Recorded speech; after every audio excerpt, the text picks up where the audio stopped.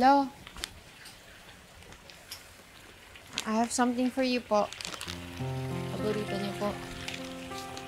Uy, ampaw. Naku, pwede bang kainin ko lahat ito? Ngayon? Paisa-isa lang ho, Lo. Maraming salamat, ha? Dahil sabik na ako talaga sa ampaw. Parang bumalik ako ng Cebu. Maraming salamat ulit, ha? Alo.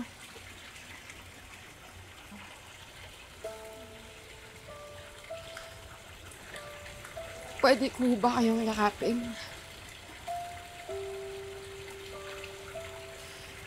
Alo. Alam ko, hindi po maganda yung unang pagkikita natin.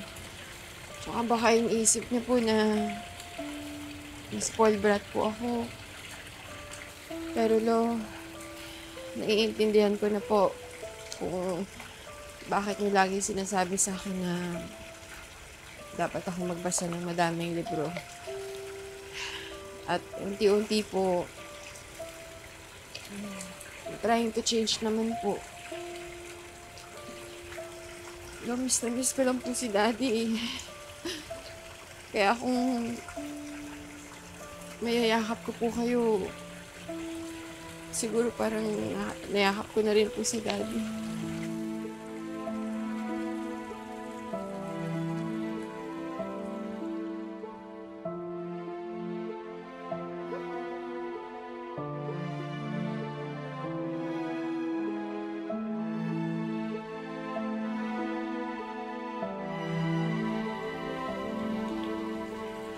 Huwag kang mag-alala. Kapit lang. Gagaling din ang daddy mo.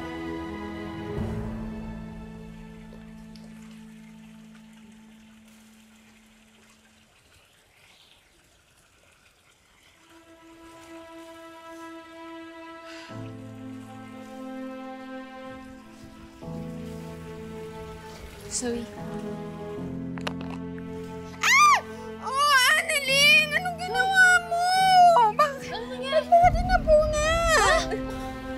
Oh, ano nangyari dito? Bakit? Ba't mo ginawa yun? Anong ginawa mo?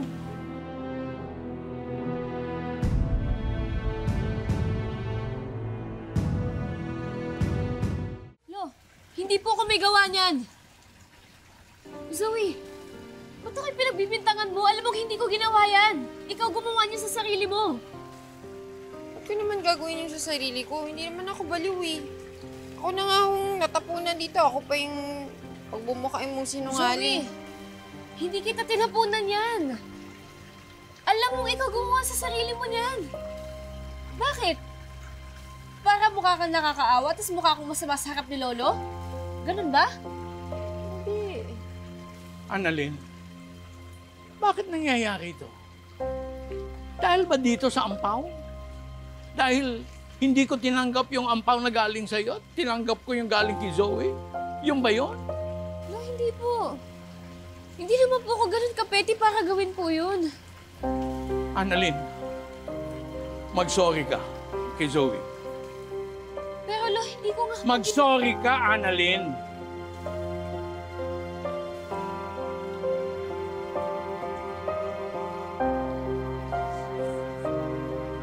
Sorry, Zoe. Oh. Ayaw ko nang mauulit yan, Annalyn, ha? Halika na ako. Doon ka na magpalit sa opisina ko.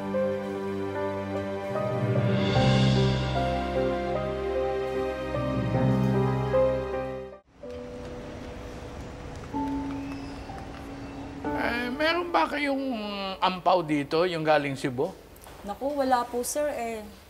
Saan kaya ako makakabili nun? Naku, wala po akong alam, sir. Pasensya na po. Salamat.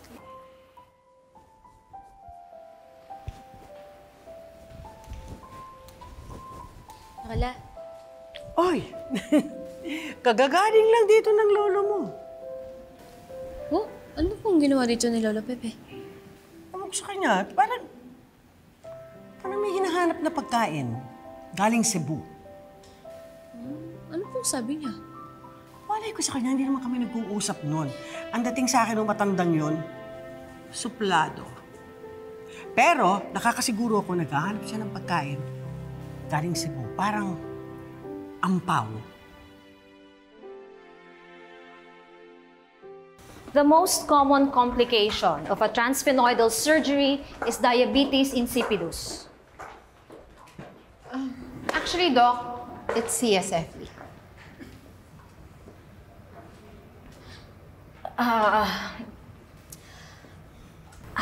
I was talking about intracapsular excision zone. Next time, Dr. Tanyag, don't ever interrupt me. Bakit? Genius ka ba? What? So ano, i-compare mo ulit ako dito kay Annalyn? Siya lang ba magaling dito? Huwag mo kong sasagot-sagutin. I'm a freaking chief resident and you are under my feet kasama ng mga alikabok sa sahig. Until you do something worthy at ikabibilib ko, iko-compare kita kay Annalyn. You know what actually? Nagtataka ako, bakit ikaw ang na-offend? Dapat si Annalyn. Lugi siya kung ikukumpara sa'yo.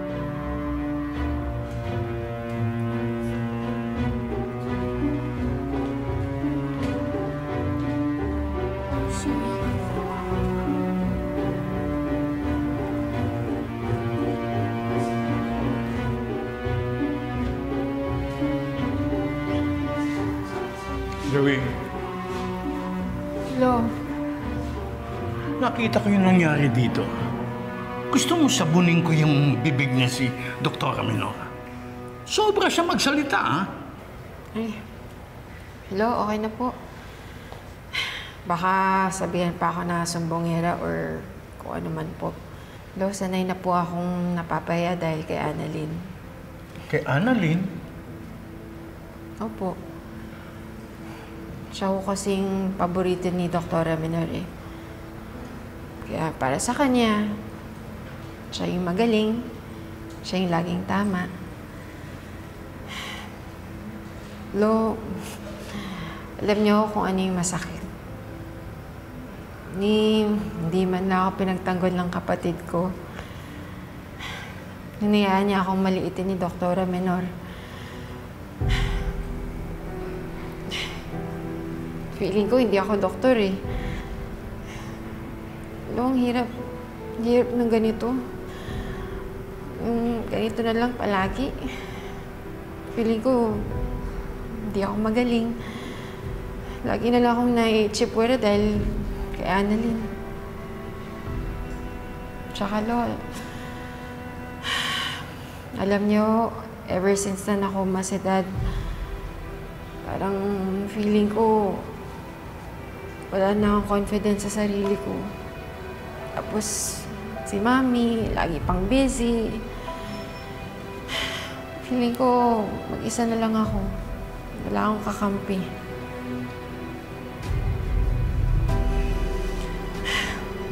Sige, Holo. Hindi na ako. Sunod lang po ako.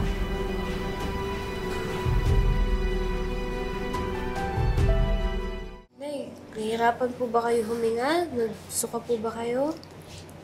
Doc, si Doc RJ Tanyag po ang gusto kong mag-check up sa akin. Siya kasi ang nakakaalam ng history ko eh. Tsaka siya yung doktor ko noon. Pasensya na po kayo, Nay. Hindi po pwede si Doc Tanyag kasi nasa ICU po siya. Nakomatose po siya. Diyos ko naman, anong nangyari? Alam mo, napakabait na doktor yun si Dr. Tanyag.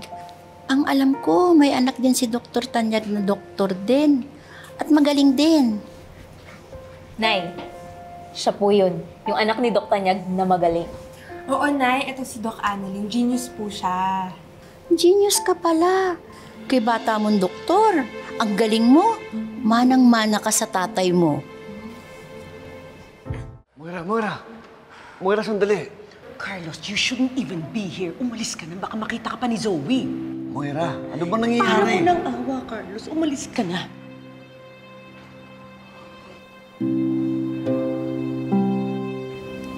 pinapatawag niyo daw po ako? Oo. Kanina sa ER, narinig ko yung pasyente. Hinahanap yung magaling na anak ni Obeng. At narinig kong inako mo na ikaw ang anak na magaling na doktor ni Obeng. Ano, pasensya na po pero hindi naman po kayo nagsabi nun. Oo, pero hindi mo tinutulan. Sorry po pero in-endorse ko naman po si Zoe sa pasyente, Lo. Sa huli na siguro. Tsaka, halatang-halata ko na ikaw ang favorite nito si Doktora Menor. Habang si Zoe naman, ang paborito niyang pagalitan. At pag pinapagalitan si Zoe, ikaw, wala kang kibo, deadma ka lang. No, hindi naman po sa ganun.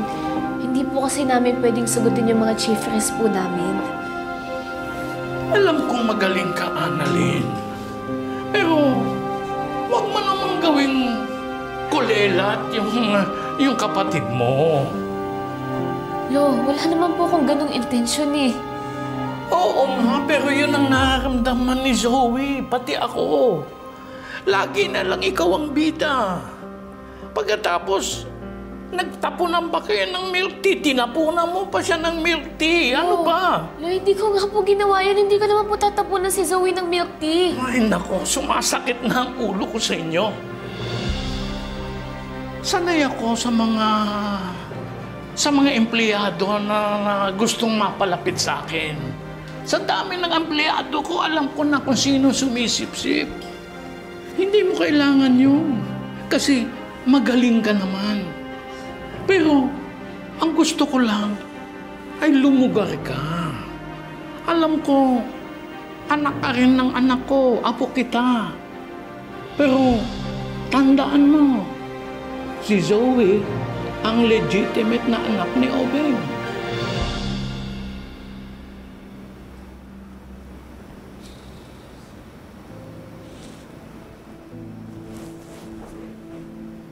Opo, Lo. Hindi ko naman po nakakalimutan na ako po yung anak sa labas eh. Mabuti. At nagkakaintindihan tayo. Sige. Bumalik ka na sa trabaho.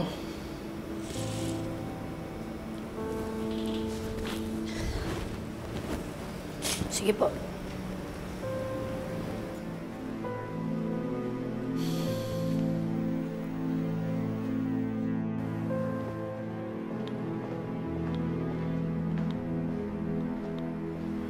Mom? You scared me! Why? What happened? You look terrified. I think your dad's gonna wake up. I saw his hand moving. Mom, no. Those are just spinal reflexes. Hindi pa okay yung stats niya. But Doc Ray said that there's a chance na baka magising ang dad mo. Is that why you're scared?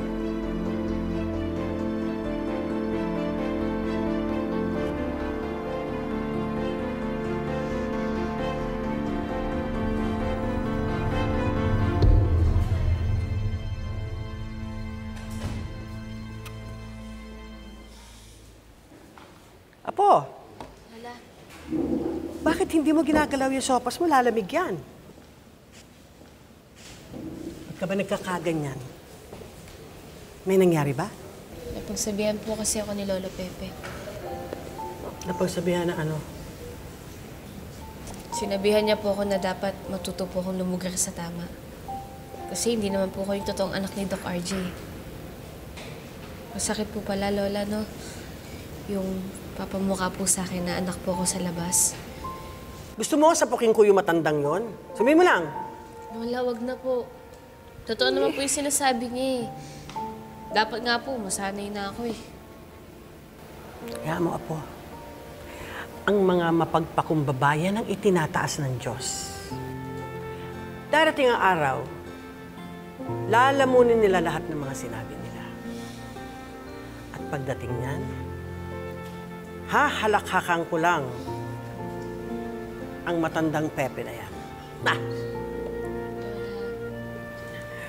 Sige, kumain ka na. Masarap yan. Thank you po.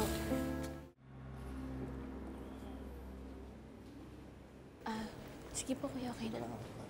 Thank you po. Lolo? Maupo ka. Ano po yun? May itatanong ako sa iyo. Gusto kong sagutin mo ako ng diretso. Mas gusto ko yung prangkahan tayo kaysa plastikan. Lilipat ka ba ng ibang ospital? Saan niyo po narinig yan? Ang tanong ko, ang sagutin mo, lilipat ka ba ng ibang ospital? Dahil ba yan sa napagsabihan kita tungkol kay Zoe? Ganyan ka pala kabalat sibuyas? Sir, huwag niyo na bang po ganyanin si Annalyn? Ngayang apo mo ay lilipat daw ng ospital. Totoo ba, Annalyn? Aalis ka na ng Apex?